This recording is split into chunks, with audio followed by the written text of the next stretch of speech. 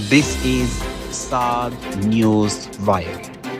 मैं हूं साद सलमान, जो कि आज की ब्रेकिंग न्यूज़ के साथ आपकी खिदमत में हाजिर है।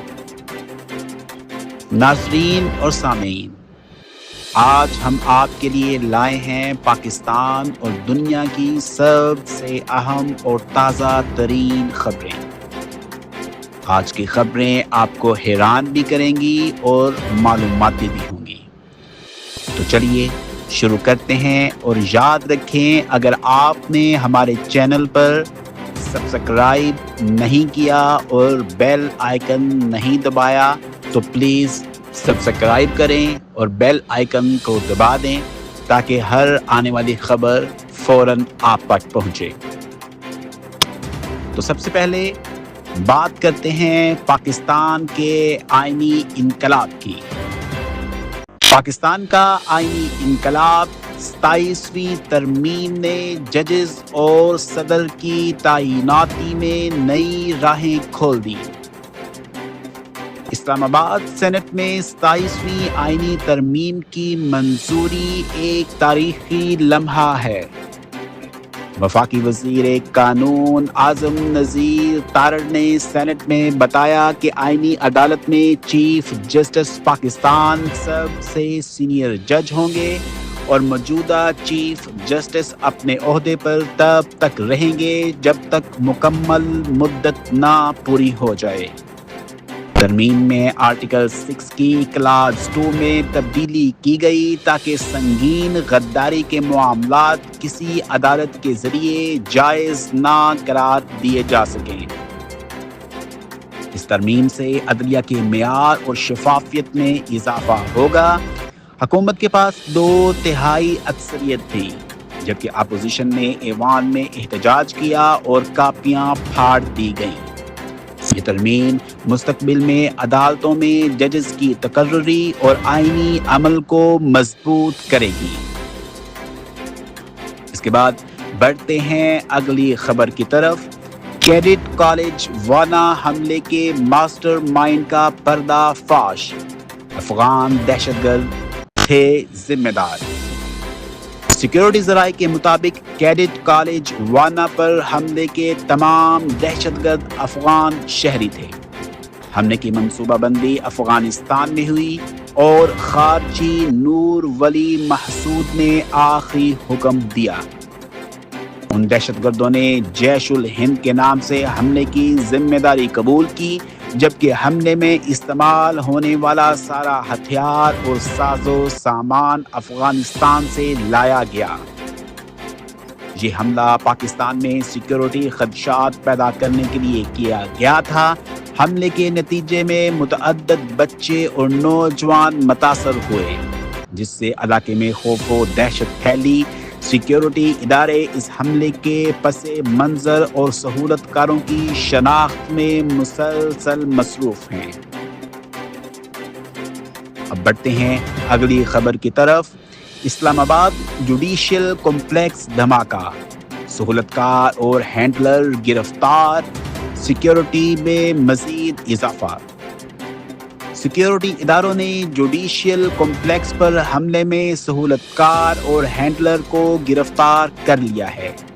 सहूलतकार एक माह से रावलपिंडी में मुकीम था और हैंडलर खैबर पख्तूनख्वा से पकड़ा गया।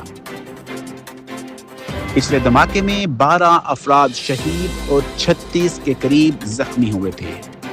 हमला आवर को कॉम्प्लेक्स तक पहुंचाने वाले मोटरसाइकिल राइडर को भी गिरफ्तार कर लिया गया है। ये गिरफ्तारी आइंदा हमलों को रोकने और सिक्योरिटी सूरत हाल को बेहतर बनाने में अहम किरदार अदा करेगी। अब बढ़ते हैं अगली खबर की तरफ। श्रीलंका क्रिकेटर्स का पाकिस्तान में कयाम यकीनी, कोई भी वापस नहीं जाएगा। श्रीलंका क्रिकेट टीम के मैनेजर ने तस्दीक की है कि कोई भी खिलाड़ी या स्टाफ मेंबर पाकिस्तान से वापस नहीं जाएगा। ये फैसला टीम की हिफाजत और टूर के जारी रहने के लिए किया गया है। पाकिस्तान क्रिकेट बोर्ड ने इजाफी सिक्योरिटी इंतजामात किए हैं ताकि खिलाड़ी मुकम्मल तौर पर महफूज रहें। یہ فیصلہ پاکستان میں کرکٹ میچز کے انعقاد کے اعتماد کو بھی بڑھاتا ہے۔ اس کے بعد بڑھتے ہیں اگلی خبر کی طرف۔ پاکستان ریلوے میں AI انقلاب، راولپنڈی اسٹیشن پر جدید سیکیورٹی نظام۔ پاکستان ریلوے نے راولپنڈی اسٹیشن پر ملک کا پہلا AI سیکیورٹی سسٹم نصب کر دیا۔ 143 سے زائد کیمرے چہرے اور نمبر پلیٹ شناخت کے ساتھ 24 گھنٹے نگرانی کریں گے۔ یہ نظام نہ صرف مسافروں کی حفاظت بلکہ اسٹیشن کے اندرونی آپریشنز کی شفافیت کے لیے بھی اہم ہے۔ حکومت مستقبل میں ملک کے دیگر بڑے اسٹیشنز پر بھی یہی ماڈل نصب کرے گی۔ اب بڑھتے ہیں اگلی خبر کی طرف۔ ڈینگی اور ملیریا کے ٹیسٹ اب نصف قیمت پر عوام کے لیے بڑی راحت۔ سندھ حکومت نے ڈینگی، ملیریا اور CBC ٹیسٹ کی قیمتیں نمایاں طور پر کم کر دی ہیں۔ مریضوں کے لیے ملیریا ICT ٹیسٹ 3050 سے 600 روپے، ڈینگی NS1 ٹیسٹ 4550 سے 1100 روپے اور CBC ٹیسٹ 1250 سے 500 روپے ہو گیا ہے۔ یہ اقدام عوام کو تشخیص میں آسانی فراہم کرے گا اور بیماریوں کی بروقت شناخت ممکن بنائے گا۔ لیبارٹریز کو ہدایت کی گئی ہے کہ وہ نئی نرخوں کے مطابق ٹیسٹ فراہم کریں۔ اب بڑھتے ہیں اگلی خبر کی طرف۔ ایران میں پانی کا بحران، تہران کے خالی ہونے کا خدشہ۔ تہران کے 5 بڑے ڈیمز کی گنجائش انتہائی کم ہو کر 10% سے بھی کم رہ گئی ہے۔ صدر مسعود پزشکیان نے خبردار کیا ہے کہ اگر بارش نہ ہوئی تو پانی کی فراہمی محدود کر دی جائے گی اور کچھ علاقوں کو خالی کرنا پڑ سکتا ہے۔ بحران کی جڑیں صرف خشک سالی میں نہیں بلکہ پانی کی غلط انتظام کاری اور زرعی استعمال میں اضافے میں بھی ہے۔ ماہرین نے بتایا کہ یہ بحران شہری آبادی اور صنعتی پیداوار دونوں کے لیے خطرہ ہے۔ اس کے بعد بڑھتے ہیں اگلی خبر کی طرف۔ امریکہ کی نئی ویزا پالیسی، دائمی بیماری والے افراد کو ویزا نہیں ملے گا۔ امریکہ نے نئی رہنمائی جاری کر دی ہے جس کے تحت طویل بیماری یا دائمی مسائل رکھنے والے امیدواروں کو ویزا دینے سے انکار کیا جا سکتا ہے۔ اس کا مقصد امریکی وسائل پر بوجھ کو کم کرنا ہے۔ ماہرین کے مطابق یہ اقدام بین الاقوامی درخواست دہندگان پر اثر ڈال سکتا ہے اور امتیازی نتیجہ پیدا کر سکتا ہے۔ بڑھتے ہیں اگلی خبر کی طرف۔ سوڈان میں بچوں پر وحشت، اقوام متحدہ کی تشویش میں اضافہ۔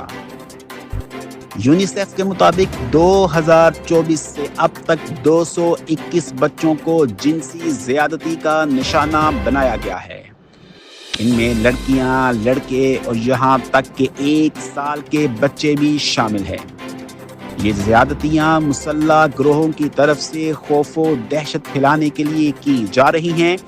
یونیسیف کا کہنا ہے کہ اصل اعداد و شمار اس سے زیادہ ہو سکتے ہیں کیونکہ بہت سے کیس رپورٹ نہیں ہوئے۔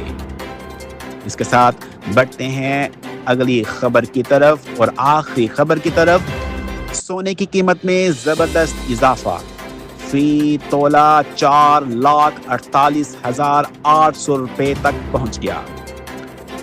پاکستان میں سونے کی قیمت میں 8,000 سے زائد روپے کا اضافہ ہوا۔ 24 کیرات سونے کی فی تولہ قیمت اب 4,48,800 روپے ہو گئی ہے۔ بین الاقوامی مارکیٹ میں ڈالر کے مقابلے روپے کی کمی، سرمایہ کاروں کی طلب اور مقامی مارکیٹ کے اثرات اس اضافے کے اہم عوامل ہیں۔ عام لوگ اور کاروباری حضرات اس اضافے سے متاثر ہیں جبکہ سرمایہ کاروں کے لیے یہ خوشخبری ہے۔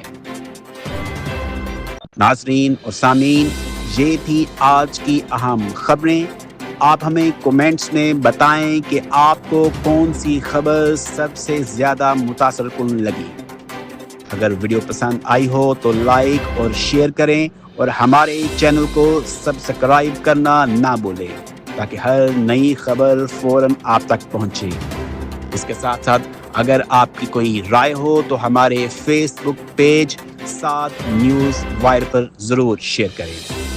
اگلی ویڈیو میں پھر ملاقات ہوگی، تب تک کے لیے مجھے اجازت دیں۔ اللہ حافظ۔